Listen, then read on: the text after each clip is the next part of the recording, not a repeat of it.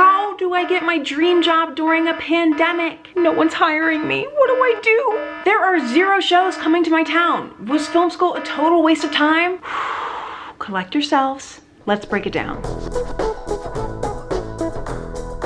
How to start your dream career, even during a pandemic. You have to start somewhere, even if it's not directly in line with your industry that you were hoping for. There are lots of freelance routes that you can go towards and give you some great experience that you can add to your resume. Content writing, virtual assistant, video producer, social media manager, food photographer, YouTube editor, digital media specialist, wedding videographer, real estate photographer, graphic designer, content creator. These are all jobs that I have seen throughout the pandemic on sites like Upwork or Indeed or LinkedIn. And also a lot of these jobs can be done remotely, which means that you can apply for these jobs just about anywhere. But Colleen, I want to be in the industry.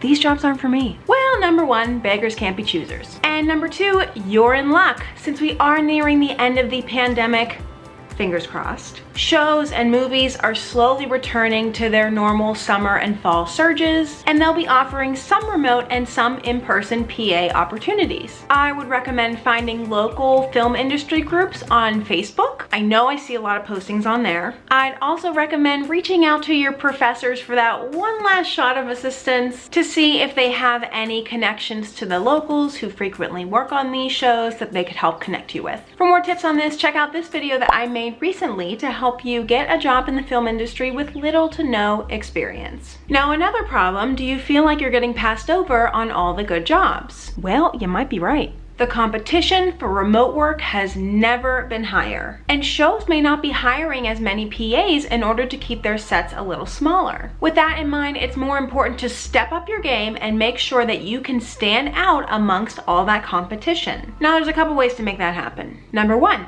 tailor your resume. With each kind of job that you're applying for, make sure that you specifically tailor your skills and your work experience to that kind of job. Push your relevant skills to the top and shove down any skills or work experience that really just wouldn't be relevant, or if you're able to, I would eliminate it completely if you have a busy looking resume. Jumping off of that, keep your resume as simple and clean looking as possible. People's attention spans are at an all-time low, and when they are looking through different resumes, you want yours to be able to catch their eye immediately. Number 2, network. Check in with the people that you know from school or from work and let them know the kind of job that you're looking for. A lot of getting a job in the film industry can come from simple things like having a friend recommend you at the right time. Also, do your little creeping thing and find the locals in your area that are usually on these kinds of shows or movies. Message them on Facebook and tell them if they're ever looking for a PA on set, which they regularly turn over. If there's any PA job that's gonna pop up randomly, it's gonna be a set PA. And so tell them if they're ever in need of a set PA that you'd be interested in filling that position. Literally, what is the worst that can happen? They're not gonna laugh at you. They're not gonna say, hey kid, you'll never make it in this business.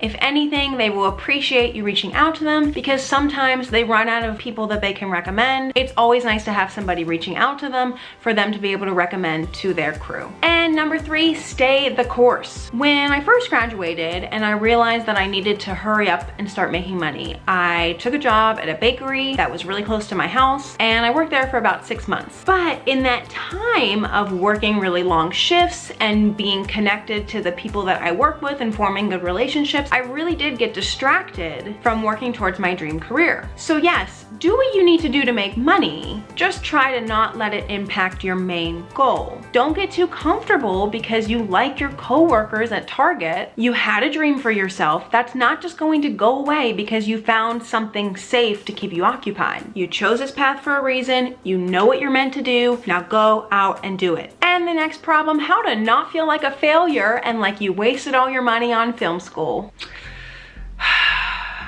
You can't do anything about the past, Believe me, I felt this way and I didn't graduate during a pandemic. Now, the video and sound world is recovering, and that is a great sign. But that doesn't mean that we're going to go back to normal. If anything, we are going to a new normal, which most of you understand. This industry is so incredibly vast, and you never quite know where you're going to end up. Now, the pessimistic view would be, oh, my job isn't in demand anymore, woe is me. You've got to be able to pivot and form a more positive view. Video content on YouTube and other social media platforms has never been more lively. Is content for social media the new normal? There's an opportunity here to build an original life for yourself doing what you love. Does it have to be exactly what your traditional teachings taught you that it should be? No. Do you need to be relying on the big man to place you nicely in your dream career? No. You want to go out and shoot movies? Go and do it. Do you want to coordinate a production? Go out and do it. Just remember that it might not come from the traditional ways that you were taught. And I don't think that's such a bad thing. All in all, you never know where you're going to end up professionally. Film school is great, but it can give you a false sense of security that your dream job is not only easily attainable, but that it's so cut and dry. I didn't really know what I wanted to do when I first graduated. I knew that I wanted to be a video editor, and there were a lot of ideas that I thought would be cool, but there's just so many different ways that a video editor can be used in a lot of different industries. But my dream career didn't stop me from getting as much professional experience in different job fields, learning a lot of different things that have ultimately helped me in the kind of person that I am today. And now I'm doing something that I didn't exactly plan for, but that's become exactly what I always wanted. Since you made it this far, please hit the like button below and subscribe for more tips on video editing, creativity, and all things freelance lifestyle. Thank you to my interns. Again, I'm Colleen, and I will see you guys in the next video. Have a good one.